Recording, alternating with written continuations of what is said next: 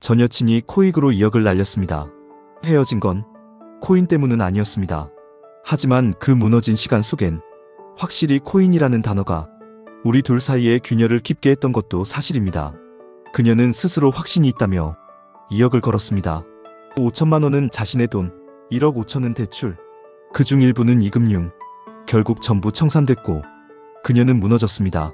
나는 1,000만 원조차 줄 수 없었습니다. 줄 수 없는 게 아니라 주지 않기로 했습니다.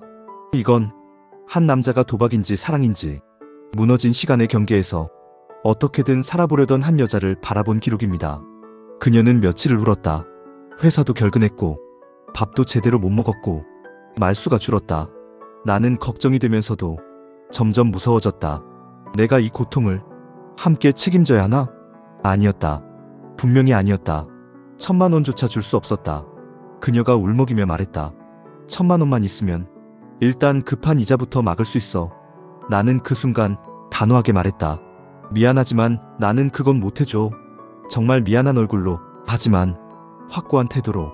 그 순간 그녀의 눈빛이 스르륵 꺼지는 듯했다. 내가 그녀를 2번 죽인 것 같은 그런 기분이었다. 결국 가족이 나섰다. 며칠 뒤 그녀가 말했다. 우리 집에서 갚아준대. 2억 전부. 잘 사는 집도 아니었다. 그녀는 하나뿐인 외동딸이었고 부모는 자식 무너지는 걸 차마 못 본 거다. 나는 그 순간 참을 수 없는 미안함에 고개를 들 수 없었다. 하지만 그럼에도 내가 옳았다는 건 안다. 사랑이라고 그 무게까지 대신 질 순 없으니까. 그래도 그녀는 현물을 계속했다. 선물은 안 한다고 했다. 2번 다시는 안 할 거라고. 그건 정말 진심 같았다. 하지만 현물은 계속하고 있었다. 업비트를 보고 차트를 보고 어차피 갚아야 하니까. 그 말에 나는 또 한 번 복잡한 감정이 들었다. 그녀는 정말 도박 중독이었을까? 아니면 단순히 더 나은 삶을 위한 절박한 선택이었을까? 나는 그걸 지금도 잘 모르겠다. 그녀와 헤어진 후 나는 한동안 누구도 만나지 않았다. 누군가에게 마음을 주는 일, 누군가의 아픔을 보는 일이 지독히 두려웠다. 한 사람의 삶이 무너지는 걸 옆에서 지켜봤던 기억은 내 안에서 오랫동안 죄책감처럼 남았다. 도박과 투자, 그 경계. 나는 그날 이후 내 삶을 되돌아보기 시작했다. 그녀가 정말 도박 중독자였는지 아니면 단순한 투자 실패였는지를 계속 곱씹었다. 그러다 깨달은 건 경계는 없다는 사실이었다. 수익이 나면 투자고 손실이 나면 도박이다. 하지만 그 본질은 내가 통제할 수 있느냐 아니냐? 그 단 하나였다. 내가 배운 것, 사랑으로도 구할 수 없는 무게가 있다. 아무리 똑똑해 보여도 망가질 수 있다. 책임지지 못할 확신은 무모함이다. 절박한 사람은 언제나 한 번만을 외친다. 도와주는 것과 떠받치는 것은 다르다. 이 5가지는 그녀에게서 배운 교훈이었다. 나는 그녀를 통해 한 인간이 얼마나 쉽게 벼랑 끝에 설 수 있는지를 알게 되었다. 지금도 가끔 그녀가 길을 걷다 어디선가 나와 마주치진 않을까 생각한다. 혹은 지금쯤 결혼해서 아이를 안고 마트에서 장을 보진 않을까 상상한다. 그럴 때마다 나는 그녀가 잘 살고 있길 빌게 된다. 내가 지켜주지 못한 시간들, 내가 끝내 같이 가지 못했던 그 길을 지금이라도 누군가가 함께 걸어주고 있기를. 그녀가 무너지지 않았기를. 그녀가 회복되었기를. 그리고 그녀가 웃고 있기를. 이더리움 숏 10배로 청산당한 날. 오늘 이더 숏 10배 물고 버티다 결국 올 청산당했습니다. 그래서 이 글은 도망치는 퇴출자의 마지막 고백이자 차트에 짓눌린 한 남자의 유서 같은 수기입니다. 이런 글이 누군가에게 도움이 안 된다는 걸 누구보다 잘 알고 있습니다. 하지만 그래도 남기고 싶었습니다. 내가 어떤 생각으로 살았고 어떤 욕망에 휘둘렸고 어떤 상처를 안고 버텼는지를요. 가진 건 불알 2쪽뿐인 수컷의 자존심 하나지만 이 글만큼은 끝까지 쓰겠습니다. 나는 왜 비트가 내 강남이라 믿었고 그 강남을 두 눈 뜬 채 놓치고야 말았는가. 이제부터 이야기하겠습니다. 내 인생의 강남, 그리고 비트코인. 나는 태생이 흙수저였다. 정확히 말하면 흙도 아니고 진흙이었다. 어릴 적 4,500원짜리 시장 통닭 한 마리로 온 가족이 나눠 먹고 남은 뼈로 끓인 닭곰탕이 우리 집 최고의 진수성찬이었다. 그땐 그게 세상에서 제일 맛있는 음식인 줄 알았다. 아버지의 손, 어머니의 부재, 아버지는 건설 현장 노가다꾼이었다. 땀이 아니라 먼지로 하루를 씻어내는 사람. 어머니는 내가 3살 때 우리를 두고 떠났다. 기억조차 없다. 그런 환경에서 나는 묵묵히 자랐다. 무너진 집이 당연한 줄 알았다. 강남을 지나쳤던 아버지. 아버지는 가끔 술을 마시고 말했다. 우리도 한때 강남에 들어갈 기회가 있었어. 그 얘기를 들을 때마다 속에서 뭔가 울컥 올라왔다. 그때 난 생각했다. 나는 내 인생의 강남을 놓치지 않겠다. 그리고 비트코인을 처음 알았을 때 심장이 뛰었다. 이게 내 강남이라는 생각이 들었다. 남들이 믿지 않아도 나는 믿었다.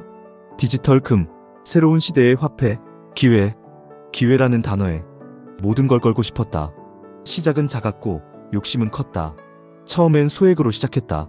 10만원, 20만원, 하루에 몇 천원 수익만 나도 이게 진짜 되는구나 싶었다. 그러다 선물을 알게 됐다. 레버리지를 알게 됐다. 그때부터는 비트가 아니라 내가 미쳐갔다. 이더쇼 10배 마지막 전장.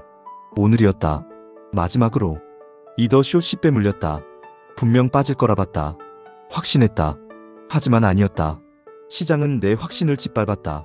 그리고 나는 올 청산을 맞았다. 청산 이후 나는 퇴출되었다. 청산이라는 말, 그건 그저 숫자상 0이 아니다. 그건 내가 이 시장에서 더는 참여자가 아니라는 선언이다.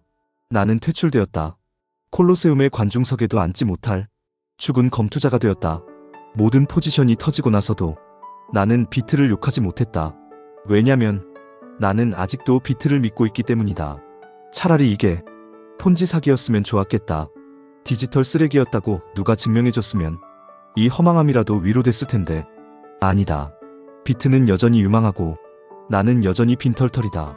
이게 가장 미치게 만든다. 내게 하나뿐인 동생이 있다. 중이다. 요즘 부쩍 외모에 관심이 많아졌다. 하지만 화장품 하나, 향수 하나 쉽게 사줄 수 없는 내가 너무 미안하다. 동생은 안다. 내가 빈털털이라는 걸. 그래도 내게 그 어떤 투정도 불평도 하지 않는다. 그런 모습이 더 마음을 후벼 판다. 동생은 이불 속에서 운다. 나는 그걸 모른 척할 뿐이다. 그래도 다행히 대출은 거의 다 갚았다. 남은 건 카뱅 300.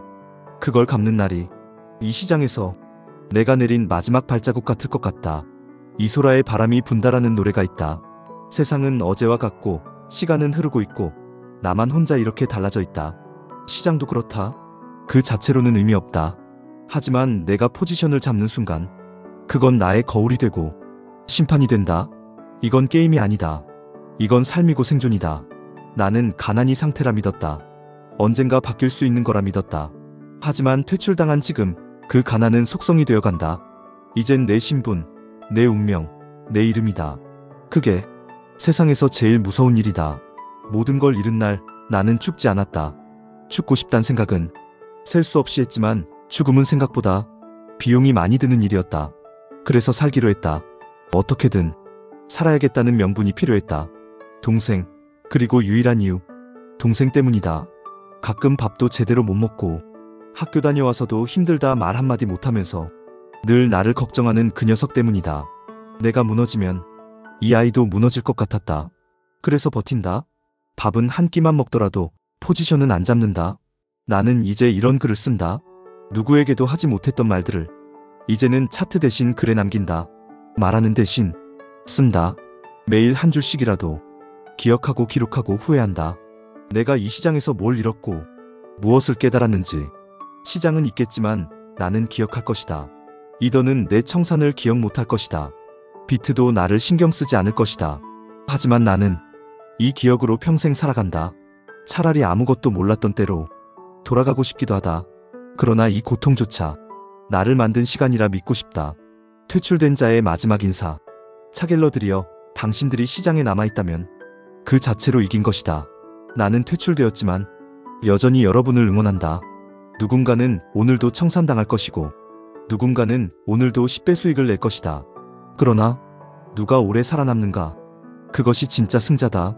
지금은 이 글이 그저 폐기물처럼 차겔 서버 어딘가에 흘러다니겠지만 언젠가 내 동생이 이 글을 읽게 될 날이 온다면 이렇게 말하고 싶다. 오빠는 실패했지만 절대 포기하지 않았다고. 그리고 절대 널 포기하지 않았다고. 그게 내 마지막 자존심이었다. 영상을 보시고 도움이 되셨다면 구독, 좋아요 눌러주시고 다양한 의견 남겨주세요.